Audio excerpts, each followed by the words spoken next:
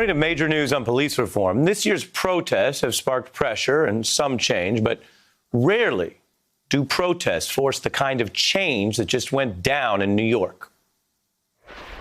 After growing calls for his resignation, Rochester's police chief and several high-ranking officers suddenly stepped down. It appears the multiple resignations caught Rochester leaders off guard. I am confirming that Chief Laurent Singletary today announced his retirement, along with Commando Morbido.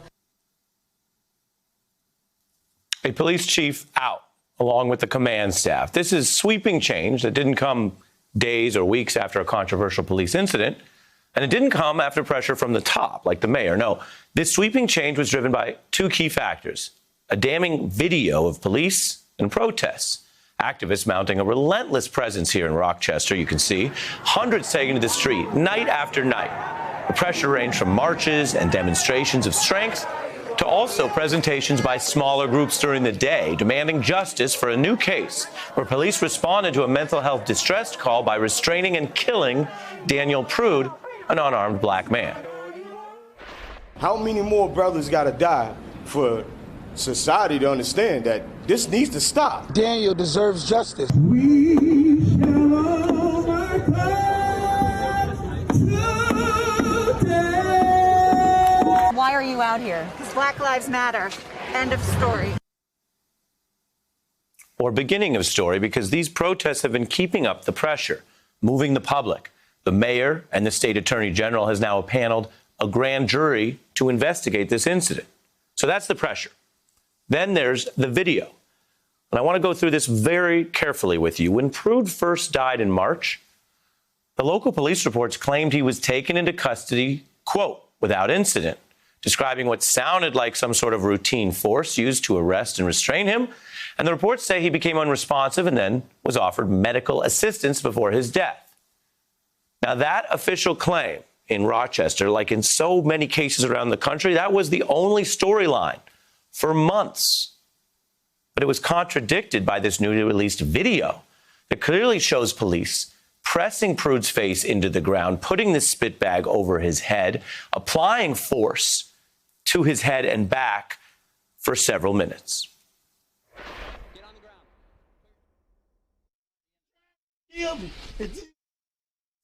Put your... No, great. I mean it. God bless y'all. Give me that gun, you're not gonna me. stay down. You're just All right, stay down. take it. No, I got it. I mean, I'm already in it. try to kill me. It's easy to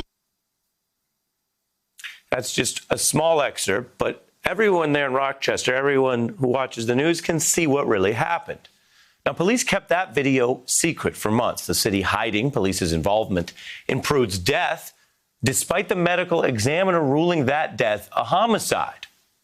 So even as this is a new story because of the video, the city always had this evidence in what was declared a homicide. So just think about what that means. The police there, the government, the mayor, they all had access to this evidence and either didn't do anything about it or completely avoided seeing it. Everything that's happening now, what I just showed you with the resignations, the street pressure, it's all based on this old secret evidence that finally went public. And the mayor there says the police chief kept her in the dark. If that's true, that's bad for the police chief, but it's also bad for the mayor. The buck stops with her, and her team has a duty to oversee the police and review this kind of evidence. I also want to be very clear today about what I knew about Mr. Prude's death and when I knew it. Chief Singletary never informed me of the actions of his officers to forcibly restrain Mr. Prude.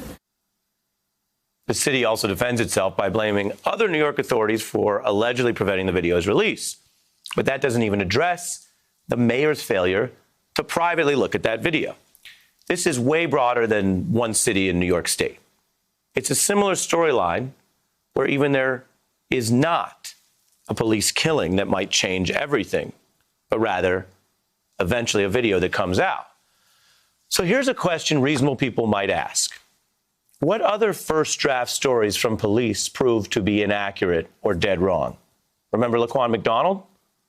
Police initially reported that he was lunging at them with a weapon. That was the first draft of history for months, and it was false. When the video you see on your screen finally came out, it showed McDonald walking away when over 16 shots were put into him. Or take Walter Scott. The officer who shot him initially claimed that Scott was posing a mortal threat. That was the first draft, but it was false. Video shows an unarmed Scott running away, clearly fleeing. The officer there you see armed and about to shoot. The officer then planted a taser near his dead body to frame him. That was also caught on video. It was not in the first draft police statement. That officer ultimately got 20 years for murder. False first drafts do not just arise in these shooting cases. This year, Buffalo police said, you see there, that 75-year-old protester simply tripped and fell out of the blue. But he was actually shoved by police and then spent a month in the hospital recovering from a brain injury and fractured skull. Now, why am I bringing this all up right now? There are parallels here to the Prude case because of misleading information from police and real questions of why a call for help turns violent, especially since it was Prude's own brother who called the police that ended up killing him. Those in that I need to understand that I placed a phone call for my brother to get help, not for my brother to get lynched. Now, when I say got lynched, that was a full-fledged, ongoing murder, cold-blooded, none other than cold-blooded murder. Prude made that fateful call, the brother you just heard from, because he was in a situation that he didn't think he could solve himself. His own brother acting very erratically, struggling with mental health. And Prude believed police would still help them. Just like a Utah mother who called police in an incident this week because she said her 13-year-old autistic son was having a mental crisis. Police ended up shooting the unarmed child as he ran away. He's now in serious condition with injuries to his intestines, bladder, shoulder, and ankles. You know, on the long list of police problems, which America's been discussing, this is a large one. About 1 in 4 people killed in police custody have evidence of mental illness. And people who do not get treatment are 7 times more likely to be killed by police interactions. Those are facts about police using force against individuals who really need doctors or treatment more than any punishment. And that's especially true in the case of unarmed individuals who, yes, may look erratic or unpredictable, may need to be restrained in some way, but are medically a greater danger to themselves than others. And these problems are compounded by inequities in healthcare and race in the United States. Black Americans have less access to quality mental health treatment, which brings us all the way back to the system. The incident in Rochester that led to actual change, to multiple police leadership resigning, it starts with what those officers did. But you peel back the layers and you find out why reformers emphasize not just the people in charge, but systemic racism and injustice. Because even when there was police video footage, it was suppressed. Even when there is diversity in city government leadership, as there is in Rochester, we still see a systemic model of policing through secrecy and cover-up that continues. So fixing policing requires more than police. It requires changing the inputs for policing, like investing in healthcare and treatment, reforming these years of unequal access to healthcare and the economics in the United States, as well as funding other first responders who are experts on addressing mental health crises before the guns come out. So here we are with another story, and it may sound like a lot. It may feel overwhelming. But as a matter of reporting, I can tell you tonight, the change here is already coming. In fact, you see it in this very case's timeline. Police killed Daniel Prude in March and hid the video. And it could have been one of those many stories where that false first draft is the only draft of history.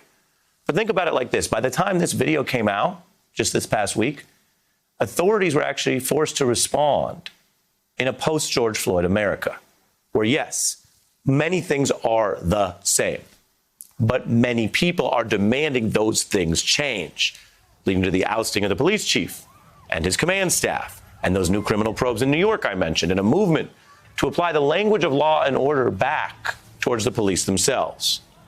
You know, there's talk of punishment, which is part of any justice system, but there's also talk of deterrence. As anyone in law enforcement will tell you, consequences deter crime. And more than anything, when it comes to the deterrence against killing the innocent or the unarmed or the mentally challenged, there is a movement demanding justice, so these things stop happening in the first place. Hey, I'm Ari Melber from MSNBC. You can see more of our videos right here, or better yet, subscribe to our YouTube channel below. You could have been anywhere in the world, but you're here with us, and we appreciate that.